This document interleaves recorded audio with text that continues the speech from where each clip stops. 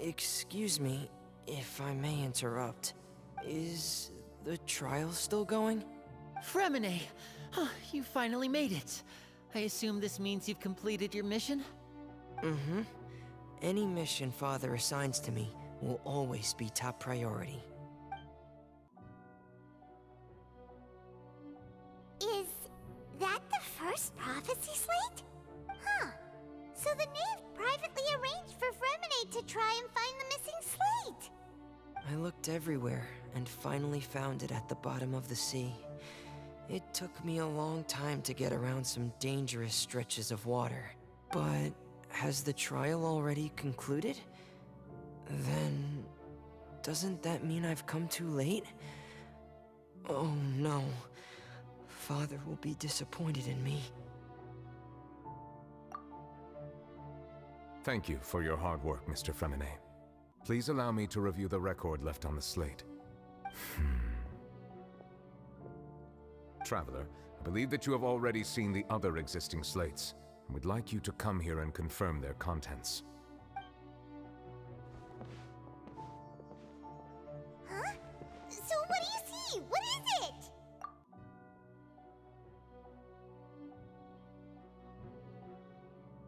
I believe I have now made sense of the Hydro Archon's crime. It has to do with Fontaine's lost history. Huh? Isn't the Hydro Archon just guilty of deceiving her people? Oh, wait, no, that's Farina, and we've already proven that she's not the Hydro Archon. So when you say Hydro Archon, do you mean the real Hydro Archon we've been kinda talking about? In truth, everything that you've encountered in Fontaine up until this point can be traced back to the contents of these stone slates. However, I'm uncertain as to how much sense they currently make to you. Okay, let's try to recall the contents of the other 3 stone slates. Paimon will do her best to help you remember.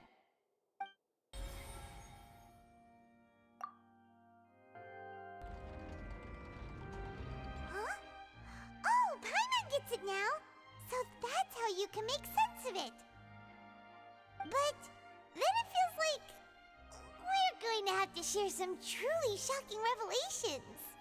Let's hear them. Incredible! Linny, did you hear that? We're not real humans. All Fontainians were originally created by the late previous Hydro Archon, with Oceanids as their basis. The evidence for that can be found in how only Fontainians could dissolve in primordial seawater, and how all the girls Vacher dissolved were also turned into Oceanids.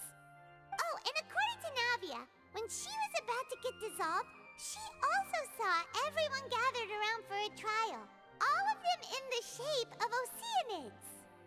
Indeed.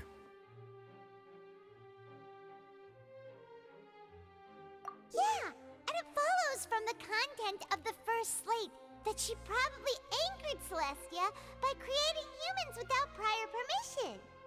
That could also explain why the Oratrice judged the Hydro Archon to be guilty. It's to account for that ancient sin. The Hydro Archon's true sin was creating us? And yet, after many hundreds of years, the Hydro Archon's creations have turned around to try to judge the Archon within the Opera Epiclese. The twists of history are often the most unexpected of all. Yeah, isn't the image here just like when Navia fell into the sea? So wouldn't it be trying to show the image of the Hydro Archon also falling into the sea once the prophecy has been fulfilled in the 4th slate? In the end, the people will all be dissolved into the waters, and only the Hydro Archon will remain weeping on her throne. Only then will the sins of the people of Fontaine be washed away. Did Paimon get all that right? You've made some keen deductions. I must say, given how much you still don't know, it is impressive that you've already managed to connect so many pieces of the truth. However, while you were able to decode all the information on the slates, they've also been etched with an additional layer of hidden information using a different power source. When we were at the ruins, I tried to decipher the hidden information recorded in the slates. But since we only had 3 slates at the time, I was unable to come to a full conclusion. Now that the slate collection is complete, I shall make another attempt to decipher the narrative recorded within. If everything goes well, we should finally be informed of the unadulterated truth.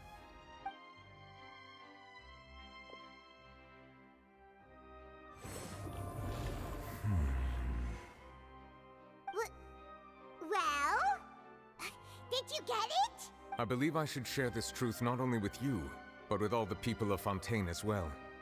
I will try to briefly summarize it for you. Your hypotheses regarding the origin of Fontainians and the sin of the Hydro Archon were both correct. In the Fontaine of old, the previous Hydro Archon sensed the yearning of her Oceanid familiars for life on land. The Oceanids were enamored with the beauty and romanticism of human beings, and wishing to have those experiences for themselves, expressed to the Hydro Archon their desire to become of a similar kind. However, even though water as an element is intricately linked with the power of life, the Hydro Archon, as one of the 7, did not possess the authority to create a new form of human life. Not one to give in, she eventually found a way to create permanent humanoid bodies for her familiars by appropriating the power of this planet's primordial sea. She poured primordial seawater into the Oceanids' blood vessels, creating humanoid mimics in the process. But if Fontainians were to ever come into direct contact with water from the primordial sea, the power within their bodies would escape these artificial restraints and return to the sea. As a result, their forms would collapse, and they would be reverted to their original forms as Oceanids.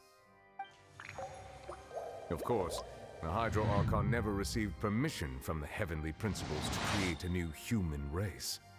And thus, the Hydro Archon and all of her creations came to shoulder the original sin of appropriating the power of the primordial sea.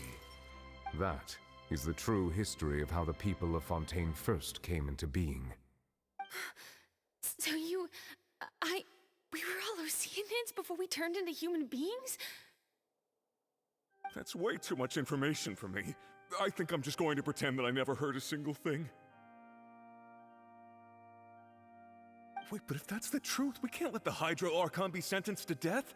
After all, her only sin was creating us. This really might be too much information for your regular Fontainian, but it does answer a lot of our questions. Alas, your hypothesis regarding the 3rd and 4th stone slates was inaccurate. The slates' respective positions are, in fact, correct.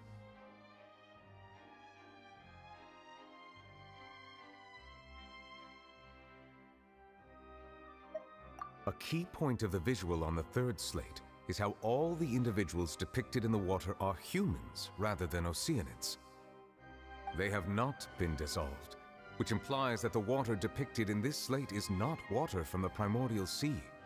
The nation of Fontaine is the nation of Hydro, as well as the nation of trials and justice. Instead of being the literal element, the water in the scene symbolizes judgment and justice. You may also recall Navia's experience.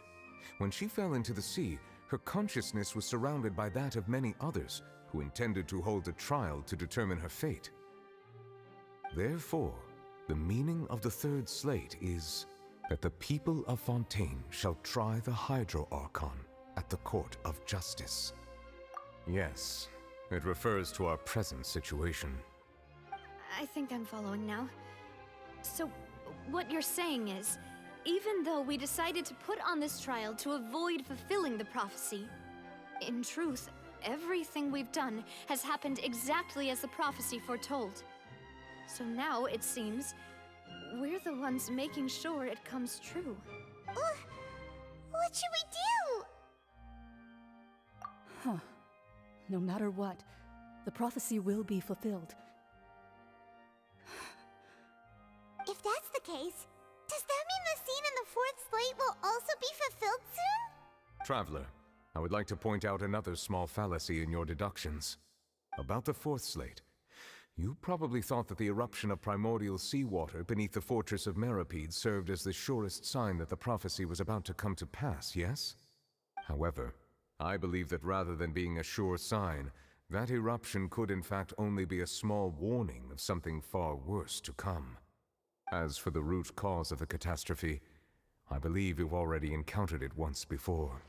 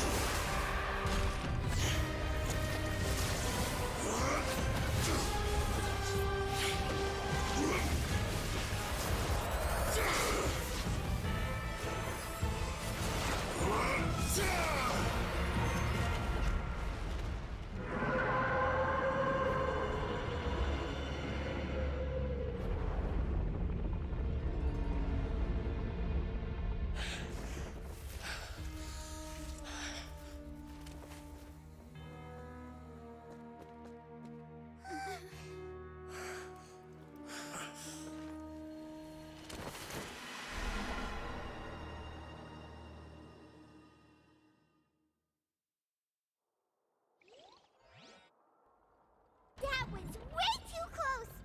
How did that thing just burst into the Opera House? Wait, was that the huge whale you saw in your dream? So we've met it at last. I understand very well why it has chosen to make an appearance here. That whale does not belong to Teyvat. It is a monster that has traversed the stars, weeping all the while. It has been greedily consuming the energy from the planet's primordial sea, using it to grow. That is the main cause for the rising sea levels. And once it has finished consuming all of the energy contained within the sea, its next step will be... You said that when the Hydro Archon first created Fontanians out of Oceanids, she filled their blood vessels with primordial seawater. Precisely. That whale finds the blood of Fontanians nigh impossible to resist. Therefore, when it left the primordial sea, it decided to make its next stop a packed opera house full of food. Food in the form of Fontanians. We just barely managed to push it back, right? In that case, won't it come back to target the people again once it's managed to recover its strength? That is correct. Indeed, it is more accurate to say that we should thank that Harbinger for buying us some time. Without him, the whale would have likely come onto land far sooner. From the way he looked, he must have been fighting the creature for quite a long time. That battle maniac.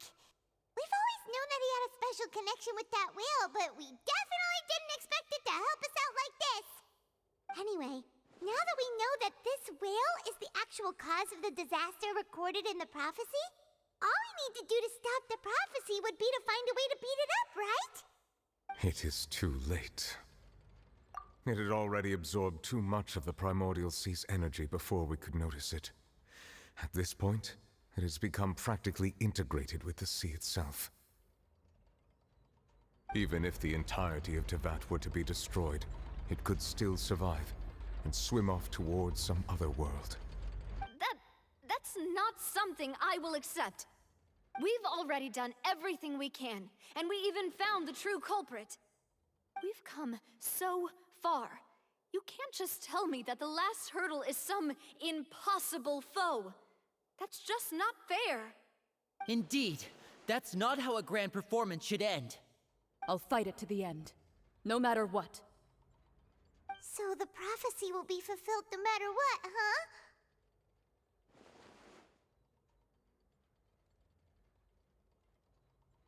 The prophecy. Yes, what has been prophesied will be fulfilled. You may view such things as the history of the future.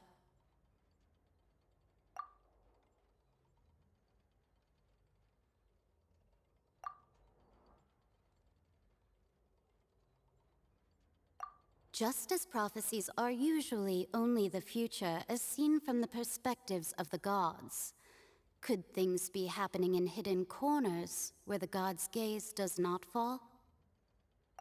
Ultimately, fate shall serve as your only guide, no matter what will happen in Tevat's future. All you need to do is to play your part.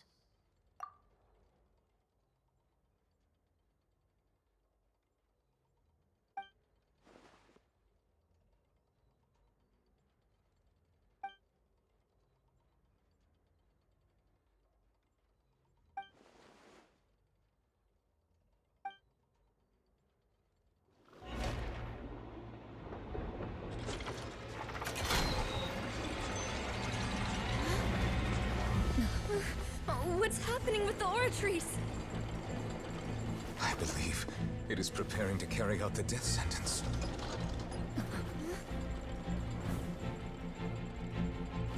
Marina!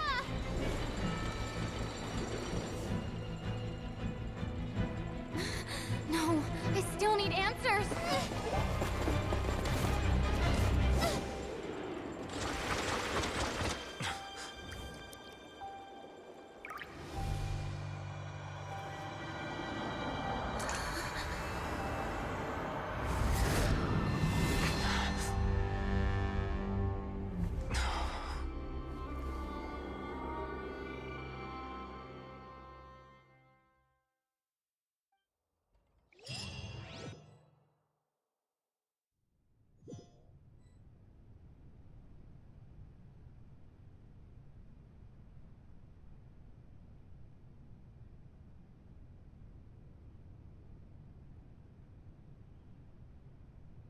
You...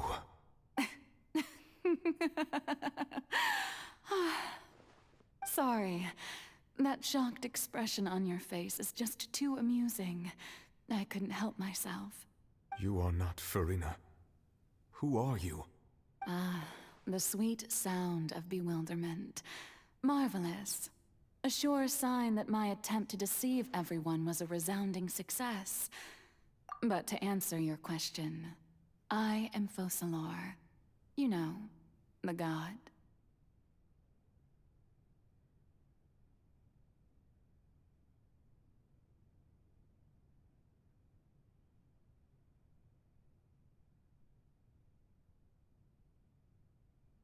Focalor. Why did you deceive us? Oh, that wasn't my goal, of course. Goodness, no. But I had to fool everyone else too, if I was to stand any chance of deceiving the heavenly principles. Deceiving the heavenly principles? It's all because of that pernicious prophecy. Dreadful, wasn't it? Everyone doomed to dissolve. Fontaine condemned to be flooded. One was not amused. In fact, one was positively bemused when that problem was thrust upon me by my dearest predecessor. That's the former Hydro Archon Egeria for the uninitiated. It hardly gets more disastrous than a preordained national catastrophe, now does it? She knew full well that the prophecy would surely come to pass. And as one of the seven, she also knew full well that one defies the heavenly principles at one's peril. So yes, as you have no doubt surmised, it was a rather impossible situation that I found myself in. I spent a terribly long time mulling it over, alone on the ocean floor. And I was almost growing barnacles by the time I finally realized there was only one possible solution to this confounding conundrum. I had to outwit the heavenly principles, allow the prophecy to be fulfilled, ostensibly at least, while saving everyone at the same time. I'm a genius, I know. I can only assume that's why Egeria chose me as her successor. Although, looking back now, it was hardly the inheritance one dreams of. Between the task of saving the nation, the quotidian duties of the Hydro Archon, and not to mention the original sin of creating a new race of humans, I dare say she left me quite a colossal mess to clean up. But one can only play the hand one is dealt. I did not choose this, any more than I chose to be one of her Oceanid familiars. So you were also once one of the Oceanids, transformed into a human by Egeria's hand. Yes, I was. I always dreamed of becoming human. And I still do, even now. In my eyes, to be human is to be part of the greatest opera ever known.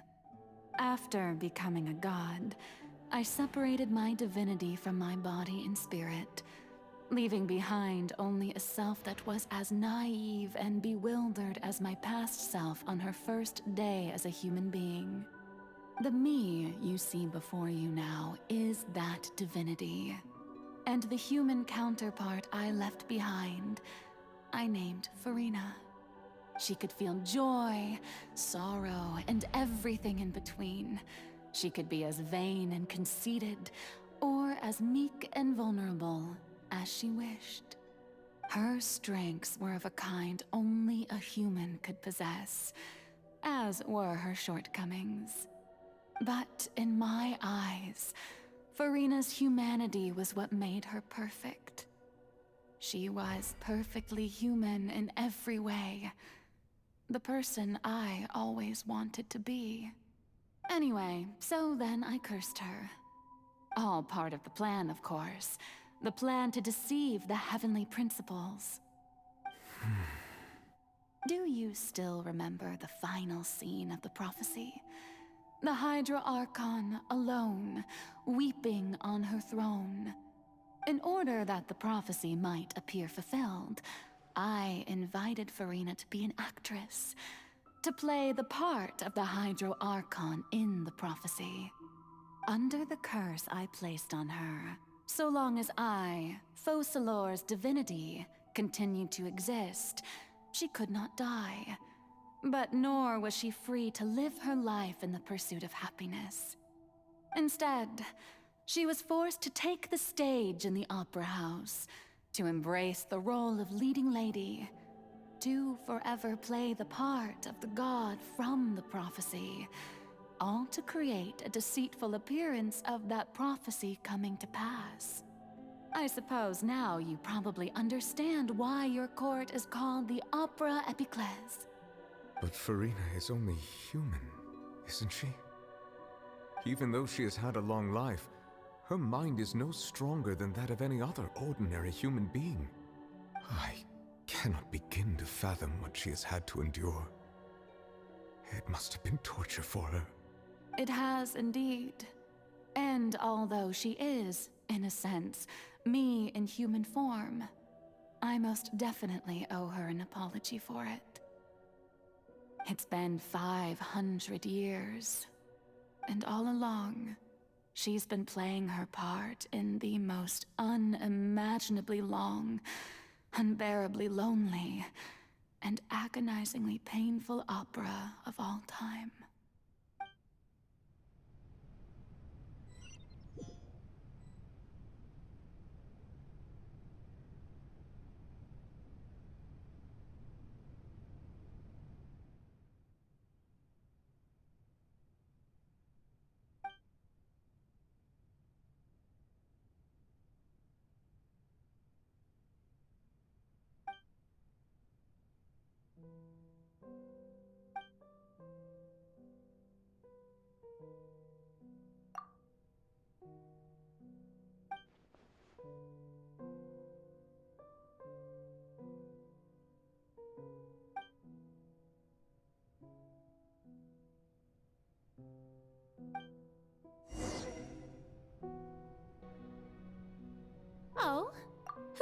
wanted you to come onto the stage.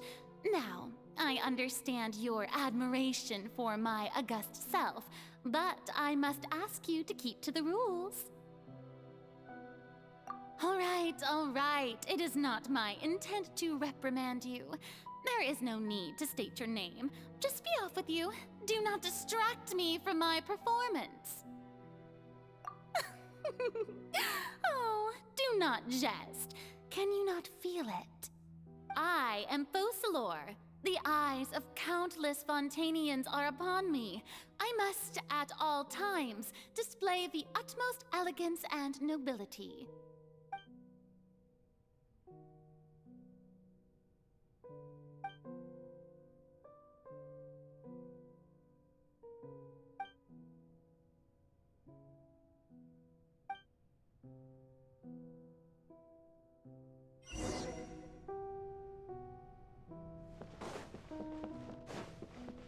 Dear audience, the performance is experiencing a technical difficulty, but worry not. The guards shall resolve it soon enough. Ah, cool it.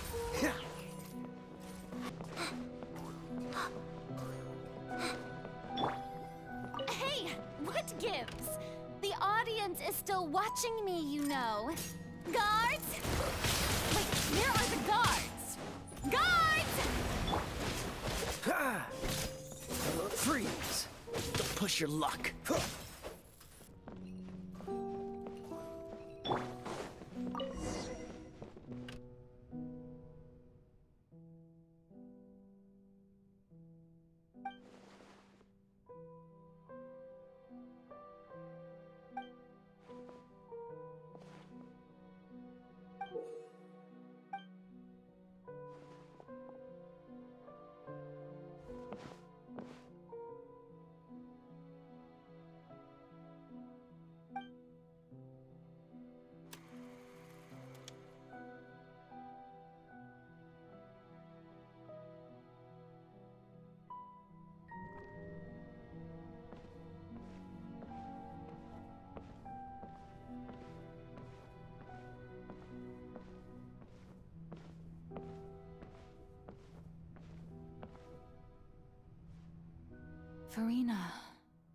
Farina. Huh? Who's that? Who's calling me? Where are you? Be not nervous. Be not afraid. I am before you. Wait a moment. You're near me? How can this be? Mirror you, huh? You know what? That's not bad. Let's go with that. Mirror me. What do you wish to say? The prophecy. Have you heard of it? What prophecy? Wait. I know. I think. I don't know why, but it's in my head somehow. The people will all be dissolved into the waters, and only the Hydro Archon will remain, weeping on her throne. Only then will the sins of the people of Fontaine be washed away. Oh, very good. You know it well. What's going on? I can't seem to remember anything clearly. The only thing I know for sure is this prophecy. Will it really come to pass? Yes, it will. And that is why I've come to you. Disaster will come to Fontaine sooner or later. Things will develop just as the prophecy declared. There is no escaping it. But doesn't that mean everyone will die? I'm a Fontainian just like them. Will I dissolve too? Oh, don't worry. Magical meetings exist in this world precisely to give people a chance to turn things around. It is the reason why you met me today. I will tell you how to save everyone, but you may have to suffer somewhat. Oh, still hope after all. Goodness, you frightened me. You spoke so much and with so much certainty. As for the suffering, well, I will admit that the first thing that came to mind was, why do I have to be the one to suffer? But if the prophecy will come true, I'll also die anyway, right? So if I've already met you as my magical meeting in this world, if there were scales, with all the people of Fontaine on one side and my pain on the other, is it not obvious where the scales should tilt? You truly are the perfect human, my ideal. I suppose this would also be the justice that belongs to you. Huh? Don't worry, it's nothing. Listen well. Fontaine has just lost its Hydro Archon. I need you to play a role, that of the new Archon. Play as a god? That's right. You must begin a never-ending masquerade. You must never let anyone suspect your identity. If you can keep it up, then I shall have my way of defying this prophecy. But should your identity be revealed, then all hope will be lost. But how will I do this? A human assuming the role of a god without being exposed. Don't worry. What you must do is not to turn yourself into a real god. You simply need to play the role of a god as humans imagine them to be. Being a human yourself, I'm sure you already know what such an entity would be like. Remember, your true challenge will not be pursuing divinity, but contending against humanity. I'm still not sure I understand, but I'll try. I'll try to do this. So, how long am I going to have to play this role? To accomplish this mission, you will have to stay on the stage for many, many years. You will endure and not grow old until your task ends. But I promise you, all will eventually end in a magnificent and dramatic trial, and everyone will be saved. A trial, huh? How exciting. I'll be looking forward to it.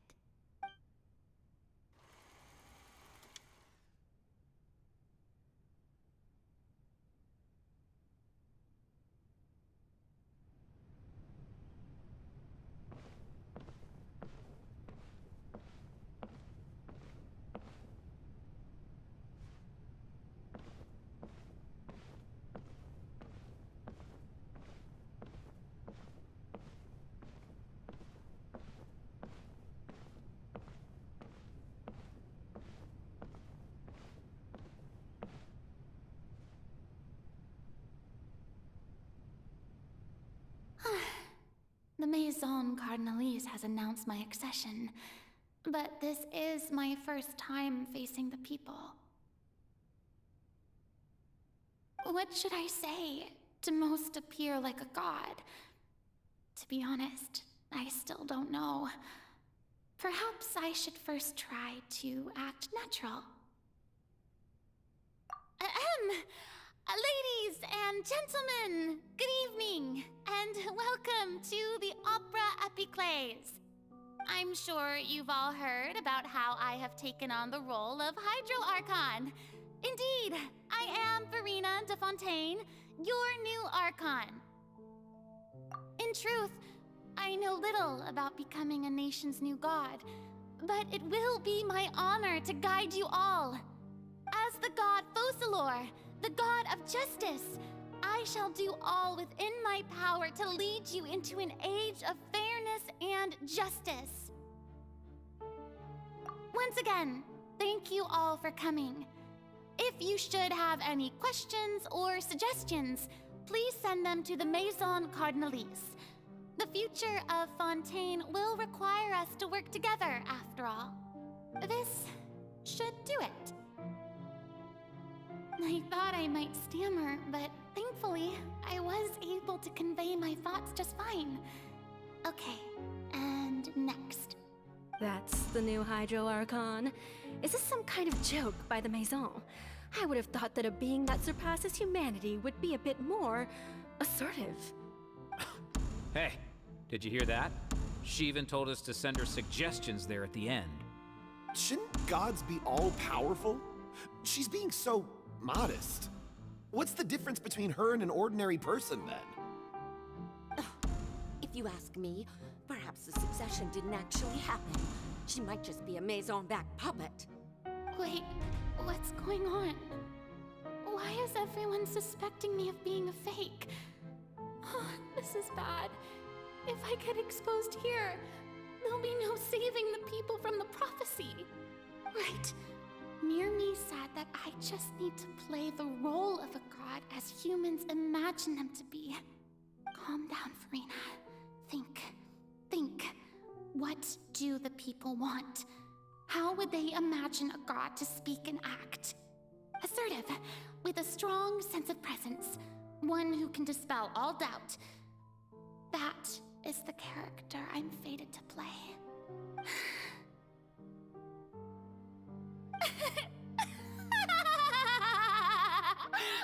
Oh, very good, my people. Only ones such as you are deserving of my rule. Now, I was wondering if some weak puppet were to one day come onto the stage and claim ownership of this opera house, would the children of Fontaine follow them?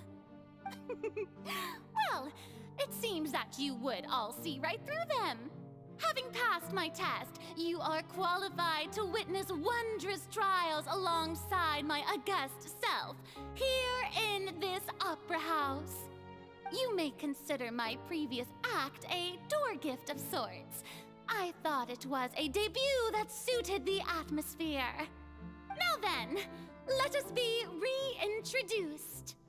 Ah, so that was just a performance. How could I have forgotten that we were inside an opera house? Her personality. It's quite shocking, to be honest, but I suppose it's a better look than before. Such a fascinating and bold deity. How wonderful! Our future may yet be bright after all.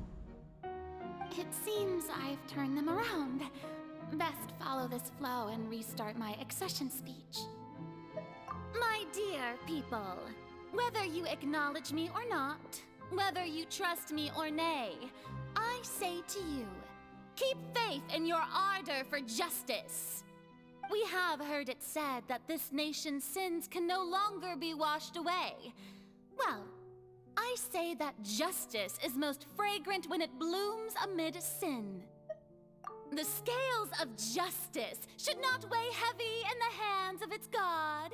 On one side, it must carry fairness and justice. And on the other, praise and applause. May law be the prayer on our lips. May judgment be our worship. Let us light the fires and drink to the future of Fontaine. There is no trouble in this world that justice cannot solve. All that is needed is for you, my people, to believe in it, heart and soul.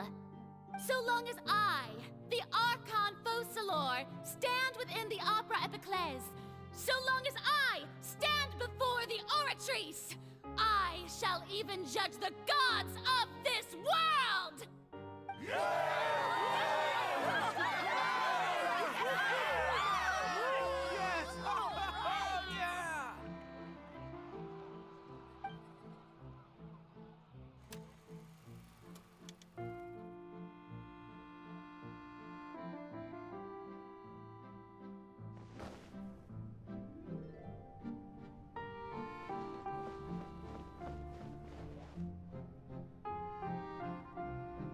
Lady Farina, here are today's case reports, as well as a summary of the follow-up for your perusal. was I not just at the Opera House in person? Leave these kinds of things to Neuvillette. Besides, none of these trials were the one that I'm looking forward to the most. If I may be so impertinent, what kind of trial are you truly looking forward to? A magnificent, dramatic, and wondrous trial. A trial to end all things.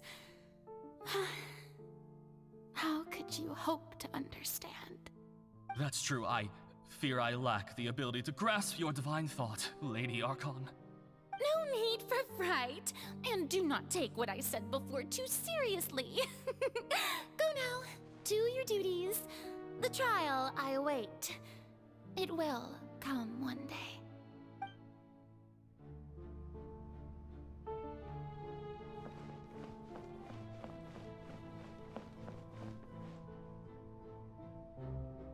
Lady Farina, I don't know what to say. Thank you for agreeing to see me. No need to thank me. Or rather, thank your own sense of perseverance instead. Long have you stood in line to meet me, have you not? Oh, I'm afraid that's just an inevitable consequence of my divine charm. All right, Deoteria, is it? How is your son's illness? You remembered me, and you knew of my family, too. He is doing much better now. In fact, he is far more of an ardent believer than I. He was the one who forced me to seek an audience with you, and to bring your words back to him. Oh, good. Very good.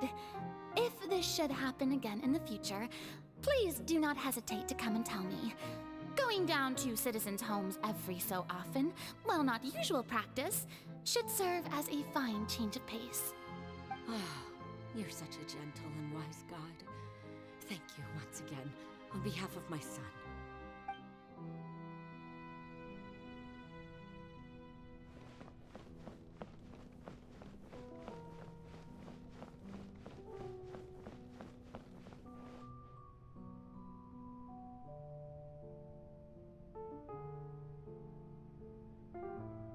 Lady Farina, here are the latest hydrological reports.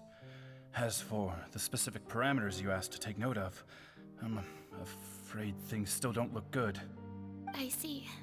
It's as I thought then.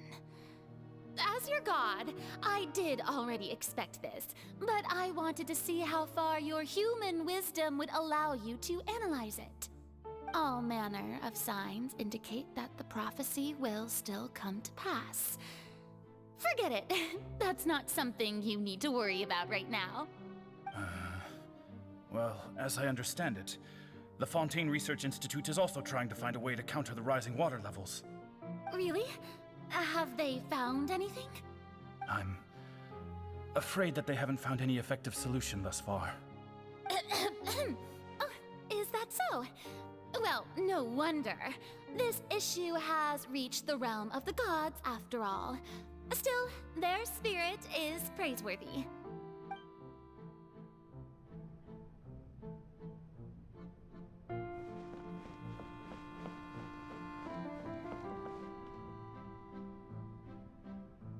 The day is finally over. I haven't had a moment to breathe this whole time.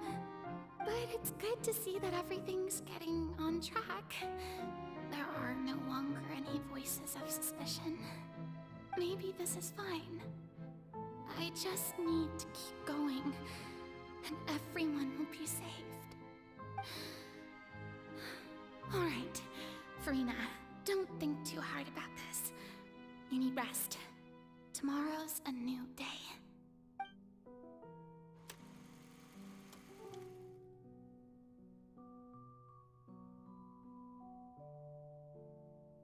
Lady Farina, here are the new trial reports for the latest cases, as well as a summary of the follow-up. There'll be no need for that. I've seen them already. There's no need to go back over scenes I've witnessed in person before. Lady Farina, I've waited so long for this chance to see you in this manner. Indeed, my dear, loyal citizen.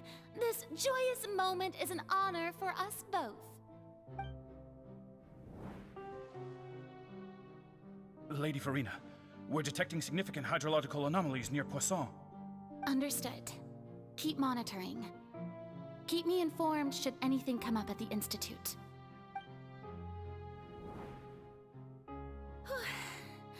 I don't think I let anything slip today. I must show the people that there is nothing to worry about. I just don't know when these days will end. I feel utterly exhausted. Best to rest early today, too.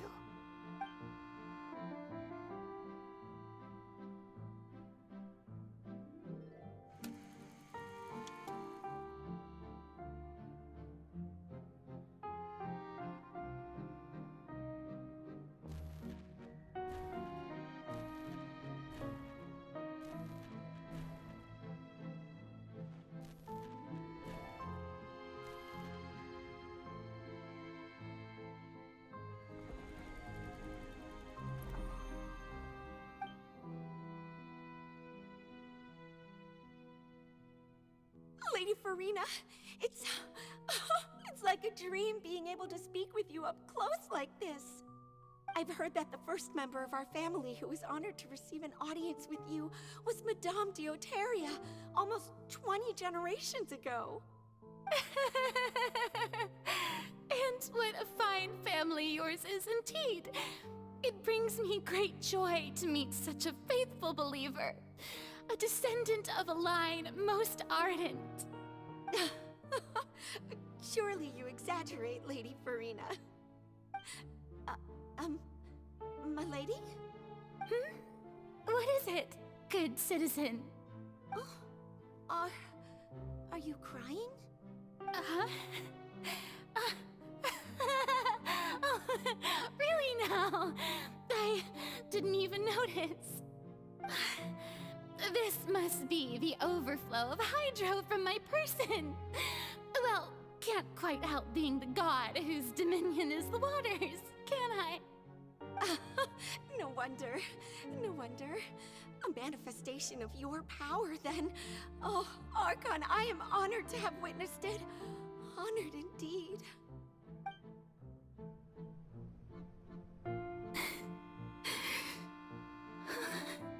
So interminable. So lonely. Just how much longer? Hundreds of years must have passed by now. Perhaps the show must go on for hundreds more. I never imagined that it would hurt so much. Have I reached my limit? No. Perhaps I reached it long ago. Today I didn't even notice my own tears. I want to tell someone, anyone, about this. But would that not destroy all I've done so far? I've conducted so many investigations across the centuries, but there's not even a sliver of hope that we might break the prophecy. All I can do is keep heart. I must maintain this act. It is the only way to save Fontaine. Please, mirror me. You have to succeed.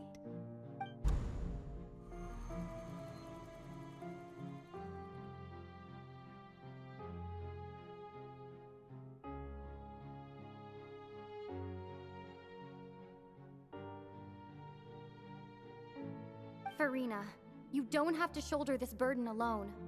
Although I don't know what you might be keeping from everyone, your people are more than willing to share your burden with you.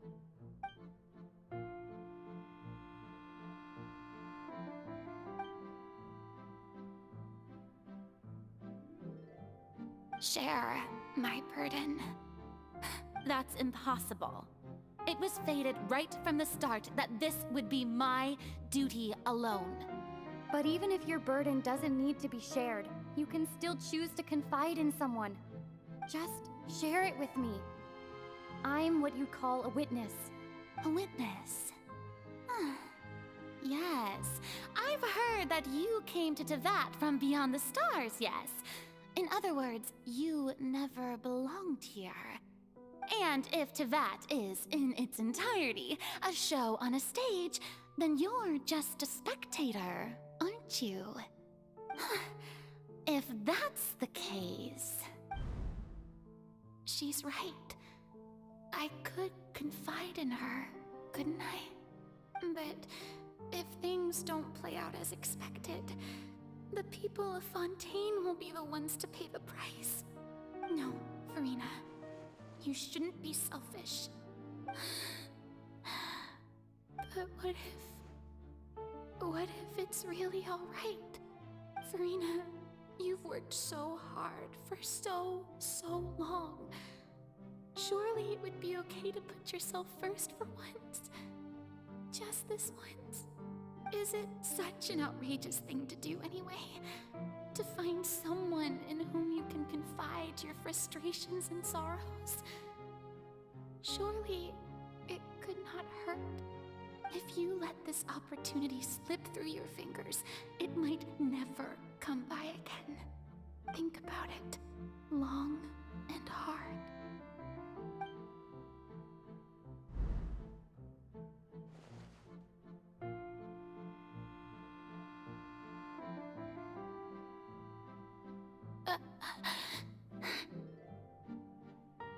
No, I have nothing to say. I am Farina, the Archon of Fontaine. Everything will surely get better. All you need to do, dear spectator, is to witness my performance until the curtains fall.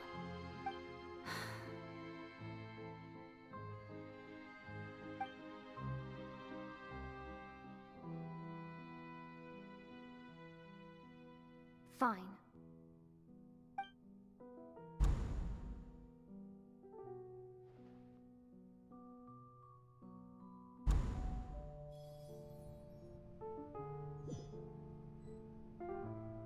So even Farina doesn't know the truth?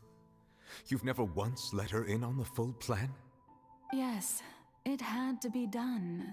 To deceive the heavenly principles, you must first deceive yourself. She did very well. If she had let her resolve falter even once in these 5 centuries, Fontaine would have been doomed to the most tragic fate.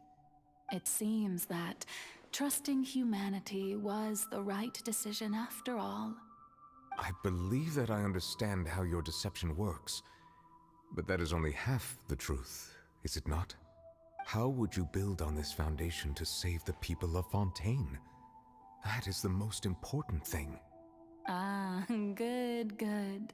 Of course, the Iudex of Fontaine has pinpointed the crux of the issue.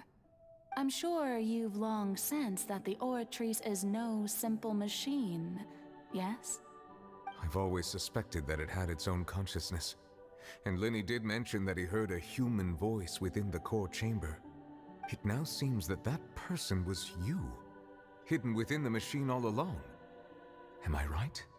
And then I became one with the Oratrice, taking Fontaine's gnosis with me. Yes, it would seem so, wouldn't it?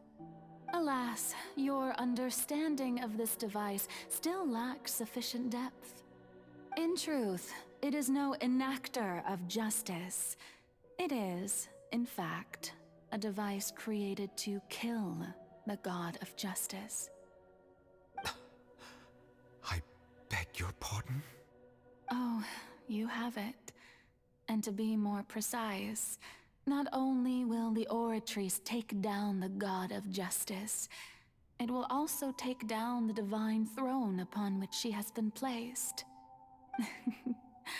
I mean, did you think I would be the sort to enjoy peaceful repose while Farina suffered? My work over these last 500 years has been to constantly accumulate indemnitium within the oratories. But really, some have already discovered that only a small fraction of the energy generated by the device was ever used to provide power to Fontaine. The vast majority had to be, accumulated to enact this death sentence. It was all a part of your plan, then? Both the trial and the sentence? Indeed.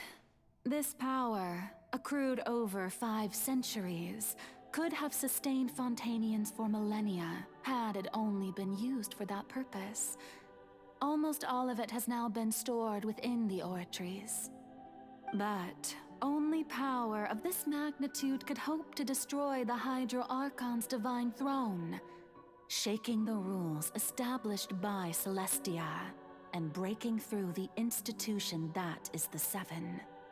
So the Oratrice's call for death was for neither Farina nor Focalor, but for the Hydro Archon. The destruction of that divine throne. If I do not misunderstand your intent, you must be... Returning what's rightfully yours to you, of course.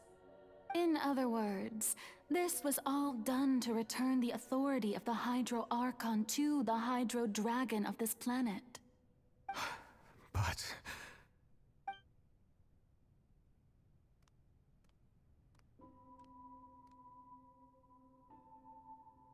Oh, what? Getting sad again, are we? The authority of the ancient dragons shall soon be yours once more, O Hydro Dragon Sovereign. And this is the face you make.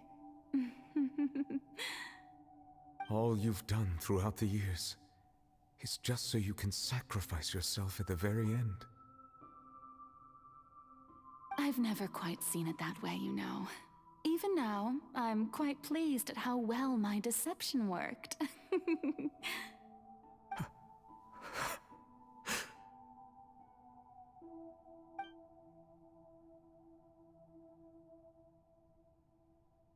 Hydro Dragon, don't cry. I must say, had it been within my rights, I would have loved to judge the heavenly principles themselves. Were they not guilty of essentially the same crime? Egeria stole the power of the primordial sea, and the heavenly principles stole the power you ancient dragons possessed. I, for my part, am the god of justice. And is it not just that your original powers should be returned to you? Speaking of justice, I have always believed that justice lies in the process of pursuing human existence itself. So, if the theft of the primordial sea's might was Fontaine's original sin, then, leaving matters of procedural right and wrong aside, the descent of the Fontainians as humans and their right to exist in this world would be Fontaine's original justice. In other words, existence was Egeria's justice, and to me, justice is the continuation of that existence. Defying the prophecy and ensuring that Fontaine's people shall live on, that should be the justice enthroned over all others. At this point, we, whether it be myself or all other Fontainians, have shouldered the burden of this sin for far too long. Iudex Nervilette, the highest judge in our land, when you regain your full power as an elemental sovereign, what verdict shall you pass upon us?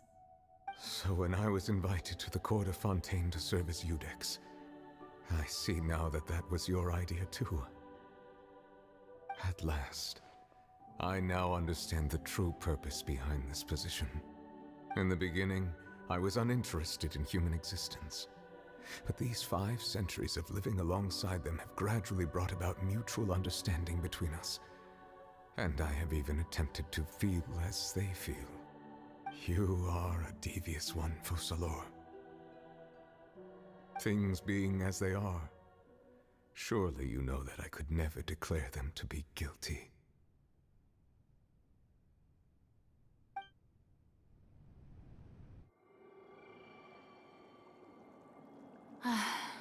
The hour of my execution is almost here. For the sinner, the curtain call has come. I know I may not sound it, but faced with death, I find myself a little afraid. Perhaps this is one thing both gods and humans have in common.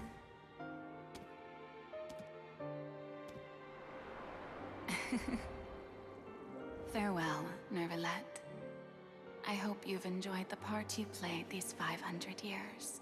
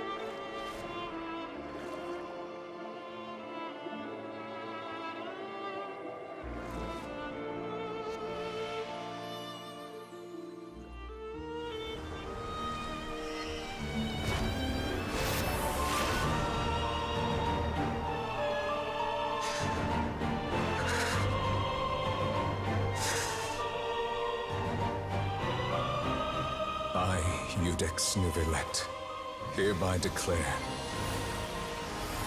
people of Fontaine, your sins are forgiven.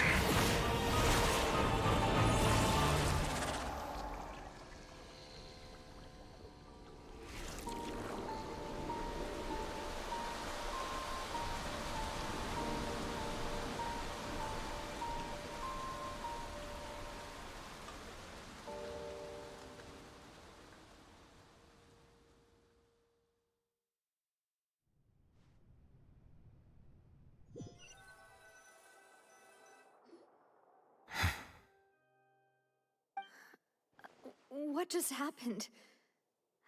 Has the death sentence been carried out? Was that bright light some sort of misdirection? I have a feeling that something huge just happened. But since we're all still alive and haven't been dissolved, I assume whatever happened was good for us. It's time to end this. We must mete out punishment to that beast. Didn't you say just a moment ago that it can't be defeated? I have gained the strength sufficient to deal with it.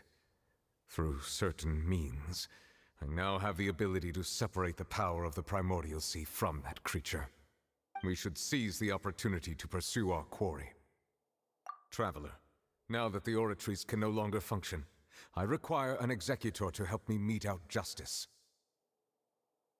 The root of the calamities befalling Fontaine, the beast that enacts the prophecy. Its name is the all-devouring Narwhal. Come with me, traveler. The hour of execution has come.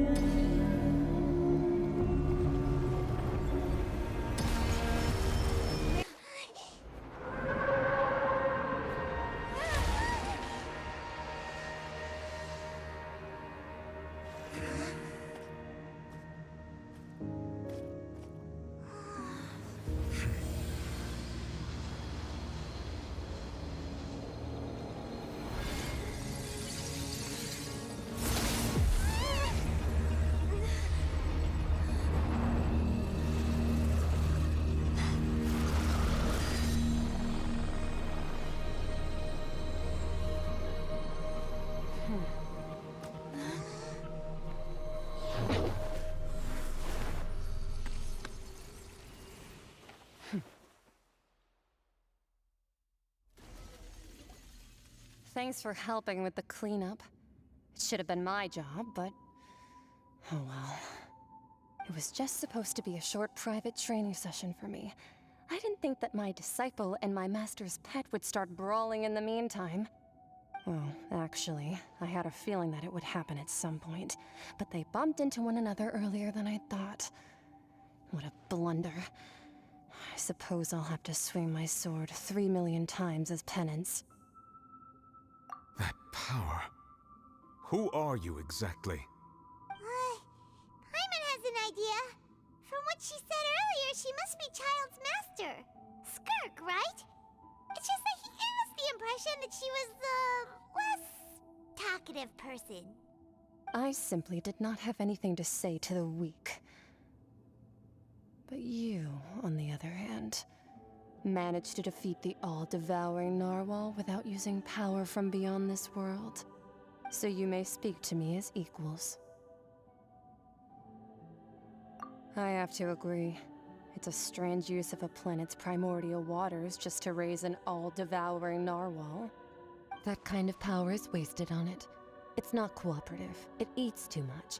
And I have more important things to do with my time than pet sitting.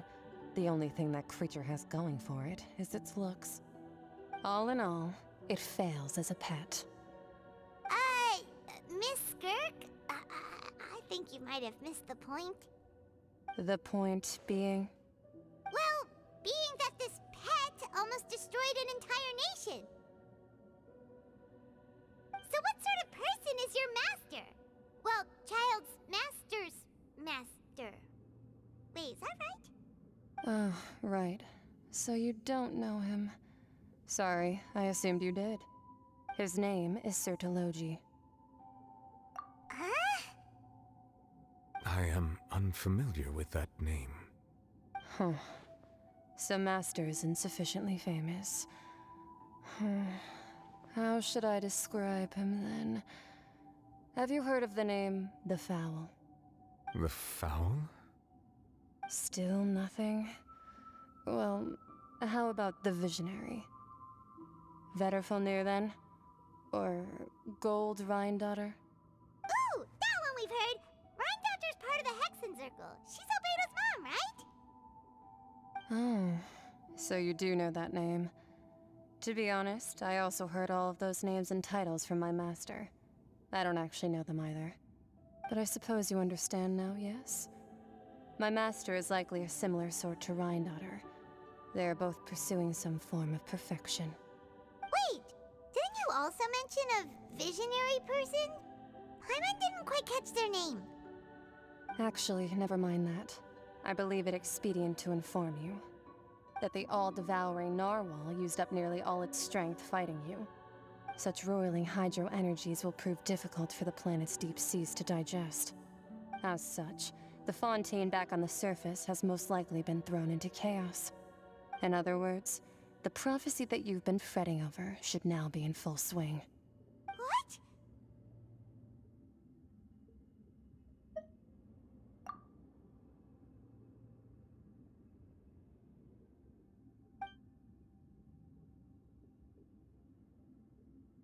Not to worry. Focalor has already managed to deceive the heavenly principles.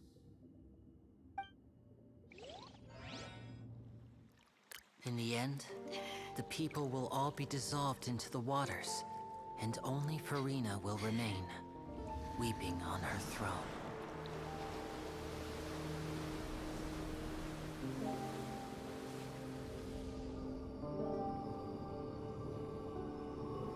Only then will the sins of the people of Fontaine be washed away.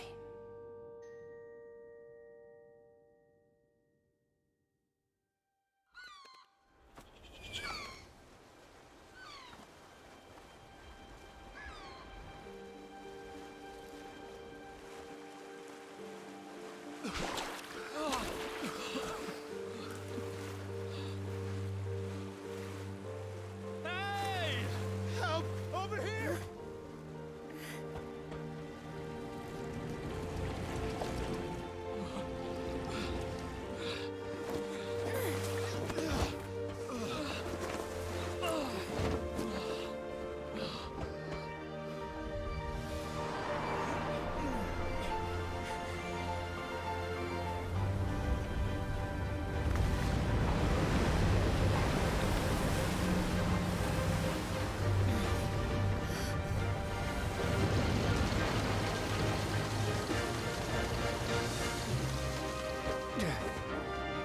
Guardians initiate emergency rescue!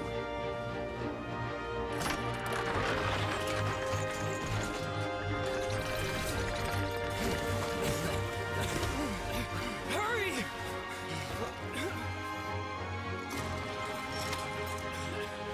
Hey, lend a hand!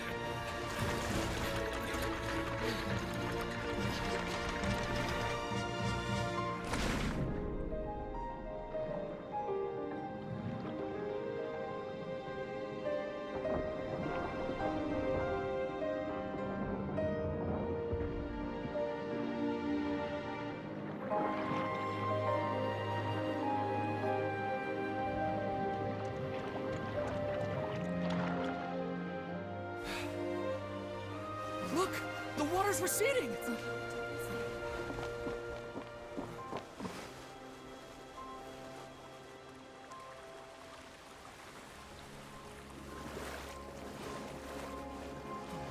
It's a miracle! Water's receding. We didn't dissolve. The prophecy was wrong. The prophecy was wrong.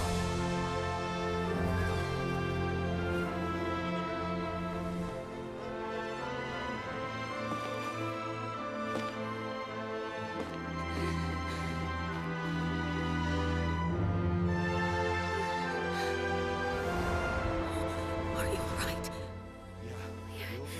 We're saved! The prophecy was wrong.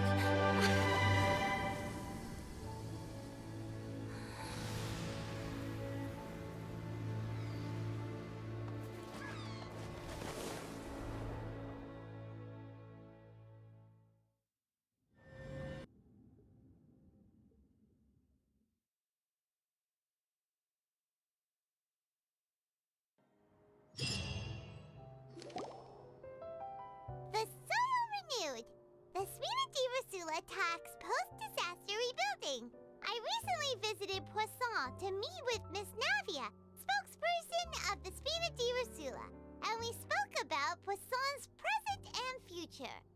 Old soil can still give birth to new bloom, Miss Navia stated. Hope is like seeing a small cookie when you're starving late at night.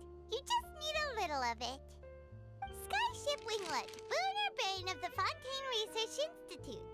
The various disputes that have arisen on account of Mr. Edwin have suddenly become a shield over the Institute, with Jurier turning out to be a once overlooked hidden gem. People always call the first researcher mad, but few know what to call the second. And should that latter person achieve a miracle, they would find it all the harder to find a word with which to classify him and his team. Wow! Paimon barely recognizes the people in the reports. Are those really Jurier and Navia? They sound like real big shots. What do you think? Pretty enthralling, huh? The Steambird's idea was pretty simple. With the disaster just having passed, we would print a free edition packed to the margins with good news to calm people down. The value for these big scoops lies in their inevitable follow-ups. We'll publish further reports and go into the stories behind those people. Edwin's assistant, Jurier, created a true flying ship, while Navia is leading people in the reconstruction of their home. I'm sure that these stories could draw even your well-traveled eye. Paimon's curious too! Wait a minute. Didn't we watch everything happen from start to finish? What's there to be curious about? And that's exactly why I'd like you to come conduct interviews with me. You're the best incubators of news, if you haven't noticed. And also, with you around, I'm sure I'll get to see that Duke. Are you sure? Hasn't he turned you down several times already? Oh, this time will be different. Come on, let's head to Poisson first, and then make a trip to the fortress. There are some things you'll only know when you get there. Navia! Oh, it's you. What brings you all here? Hey, we're just having a look around. I'm here to update myself on how things are going here. Oh, the Fatui are here too. Let me introduce you. This is Mr. Garunt Snežević. He represented the Knave in sending us a large amount of supplies, and is helping with our work. Our residents are hard at work as well. Thanks to everyone, work is progressing nicely. We've lost a lot of people, but we're moving forward. That will have to be enough. Hello, Miss Charlotte. I'm a big fan of yours. I especially like that article you wrote last year about Fontaine's stray cats. But if you don't mind, could you not emphasize our role too much in your report? It's not charity we're doing here. We just happen to share the same interests as the Spina. I get where you're coming from. I'll keep it as simple as possible. Or would you be willing to feature as friendly neighbors? That would be fine. Thanks. Oh, you're back too. How are things? We finished laying down the construction materials. It'll be another hour before the workers are able to go over there. Huh? You're here too, Clorinde? Well, her reputation's greatly risen after that whole duel business with Miss Farina. So she's here in Poisson to wait out the heat. All right. She really came here to help me out. There's too much to consider in the reconstruction of Poisson. The Spina has need of more decision-makers. And, well, I do already happen to be connected to Mr. Callis. Oh, wait just a moment. Do you mind me asking a few questions? You know, about how you felt before the duel, about what it was like facing down a god. There's lots of exciting material there, I bet. Forget it. I'm sure you can find a better theme than that, Miss Charlotte. I see you're the same as always. Couldn't you do me a favor, for Navia's sake? Well, if we're talking about doing things for my sake, you might as well just take a few more photos of me. Or of the Traveler. It's better than wasting time persuading Clorinde, at any rate. Of course I will. I'm not gonna let her off that easy. All right, then everyone who wants to be in the photo, gather up. And smile.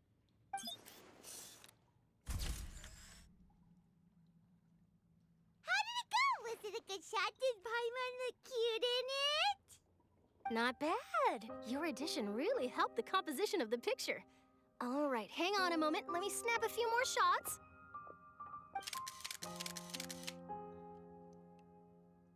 All right, that should do it. I'll be back here later anyway, so let's call it a day.